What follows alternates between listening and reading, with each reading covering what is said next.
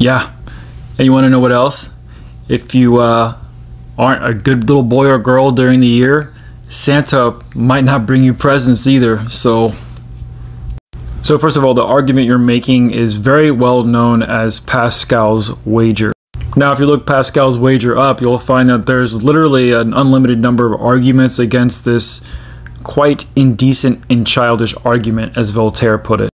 You see, in order for this argument to be valid in any way, shape, or form, we have to first make the assumption that 1, God exists, and 2, he will actually reward people with his heavenly promise, neither of which have been or can be proven in any way, shape, or form.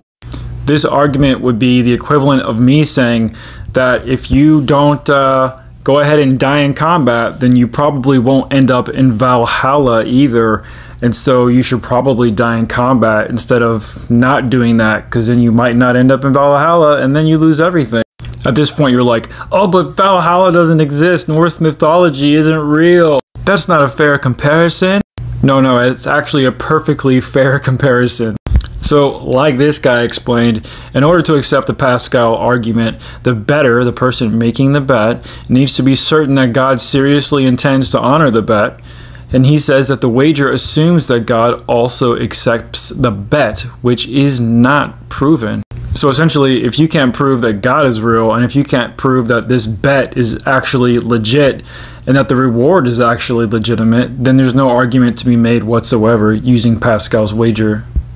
You can literally replace the promises of the Christian religion with the promises of any other religion and have the same problem. Additionally, you say that people who accept this bet and decide to follow Jesus and be a Christian don't lose anything if they're wrong. But I don't think you could be more wrong. Spending your whole life giving your time, energy, and resources and faith to a God that doesn't exist whatsoever, who limits what you are allowed and are not allowed to do on this earth, that's your loss right there. Those of us who don't believe any of this stuff, we're not losing anything. We're living our lives however we want.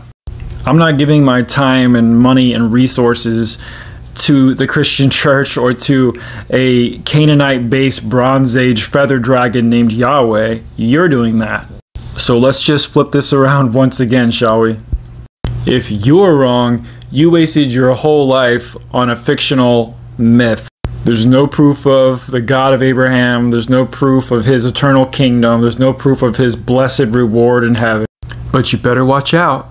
You better not cry. You better not pout. I'm telling you why. This argument just says nothing.